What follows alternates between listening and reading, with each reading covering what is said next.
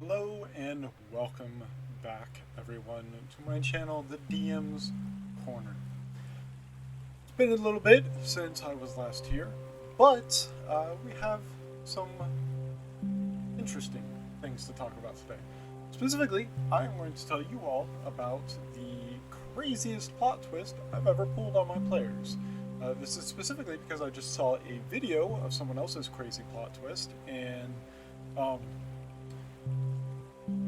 they unleashed hell upon heaven using their players. A truly wild plot twist that I didn't see coming. It was very interesting how they pulled it off. I'll put a link to it down in the description so you can go check it out yourself. Very, very good watch, about 10 minutes long. But, mine, oh boy. So this actually didn't happen that long ago. This happened 2 sessions ago, so 2 weeks ago from the time of filming this video, the 11th of September. Now, so for context, the campaign that I'm running is a completely homebrew one. It is set in the future, and you can think of it kind of like a crossover between something like .hack and Persona.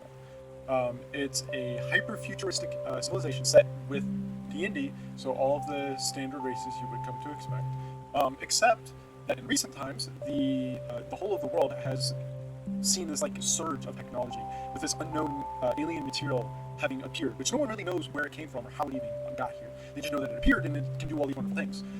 Things like power armor, laser weapons, giant force fields around cities, things like that. So in this city, or in this world, adventurers don't really exist anymore. I mean, they do, but not really to any real extent, given the rise in technology and the fact that most creatures don't really pose a threat to most citizens nowadays, with all of the streets being controlled and whatnot. The world does not have, so to say, multiple standing armies. Each city has its own, I guess you could say, army. Citizens that choose to join their city in defense more of the world rather than their own specific city. So, very peaceful, very almost utopia-esque. But with the plot of the game, the plot is that there is a new augmented reality that is being developed, and it's going through beta at the moment, and the party is part of a few lucky few who have gotten headsets and can participate in this beta. Throughout their journeys, they've encountered what seem like bugs, so to say, with the actual game. They found out some other things. They now believe that the game is not so much a game, more so it is like an amalgamation of different worlds all being smashed together. And they're somehow being transported there via these headsets. But my players, having the frustrating knack that a D&D player seems to have for their DM, have been undergoing recent difficulties where they have found that they, at least in some cases, were able to summon what are effectively personas. That's one reason why I said think that way. They are shadow avatars. Specifically, they're known as the star-guided avatars. And their purpose is unknown at the moment. The party knows that they are not the only ones to have them. There are other players, other NPCs who also have them that are not affiliated with the party. And they know that they are seeking something, though they don't really know what. There has been this one sort of overarching entity that has been apparently sort of the face of the entire reason the game exists. The game world, as they found out, was quote-unquote built specifically for this entity, so that it could observe or something like that.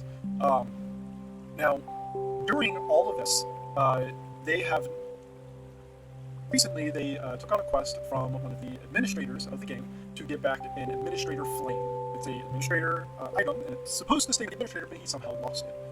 So they go and they track down these lizardmen and manage to get it back very quickly rather than going through all the trials that I did up. But they go through and they begin to come back. And on right back in town, them and all the other players are frozen in place, and there's another update that happens.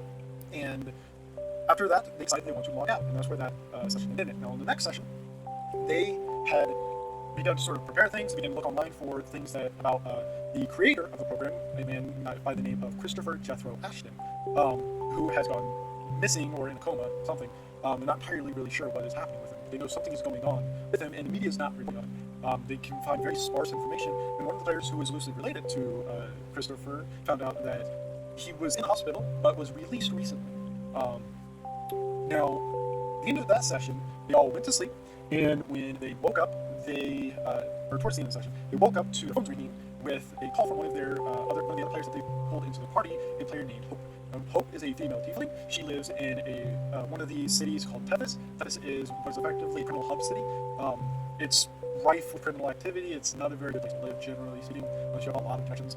Hope does not have a lot of connections. Hope is kind of using this game as an escape, so to say. And she's met these really wonderful people. She really enjoys being with them and playing with them and everything. And so they get this call from Hope at about, I believe it was like 3 or 4 o'clock in the morning, very, very early, and she sounds super frantic, super stressed, and they can't really hear her make anything she's saying at first, because in the background they can hear these bombs dropping all around her, and they have no idea what's going on. And so they're like, Hope, what's happening? What's happening? Calm down, calm down. So she manages to, between breaths and all of her shaking, she manages to tell them that Laozu is attacking. Laozu being the city that they are in. Now this threw my players way off guard. My players had been under the impression this entire time that wars were effectively a thing of the past, and that should a war break out, or should one city have a feud with another, they would handle it within this game or within another augmented reality type setting, as to not waste lives and cause for bloodshed. And so my players, when they start hearing all these bombs, what is going on? Why Laozu is attacking? What is going on? And now, I will preface this because I know he might bring it up in the video that I was mentioning earlier. What he did say is that you need to give your players a chance to figure out this stuff that's going to be happening. You need to give them a chance to discover it, the plot twist. And fair enough. You now are probably wondering, well, how would they have been able to figure this out? That's the big one. Because for this particular adventure, the plot twist that war was brewing was the day before the attack happened. They heard on the news that about 780-ish miners had gone missing and were trapped in a bunch of mining caves. And admittedly, they found this very suspicious. They saw this and they were like, you don't just lose almost 800 miners. Something's going on. It's like they're trying to get rid of them. And to their credit, they were right, because after the attack, or after the Call with Hope, or rather during Call with Hope, the entire town of Laozu began to shake and tremble. It began to shake and tremble because 5 enormous great worms, one for each color, now flew above the force field of Laozu, breathing their fire down on it and smashing it with their claws, causing the entire city to quake and tremble. Because though the shield remained strong, their attacks reverberate. And that's sort of how the force fields work, is they disperse everything throughout the entirety of what's protecting. So all the damage that it caused was being spread throughout the entire city. So the entire city was being destroyed and devastated, even though outside attack couldn't actually get in. Now, my players, having found that suspicious, could have looked further into it.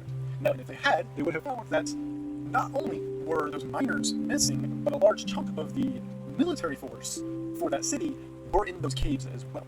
I can't say too much because my players might be watching. They don't want to spoil anything for the future, because this campaign is still ongoing. However, I will say that our players were completely bamboozled by this, and this is arguably the greatest plot twist I've ever pulled off, to get my players completely off their guard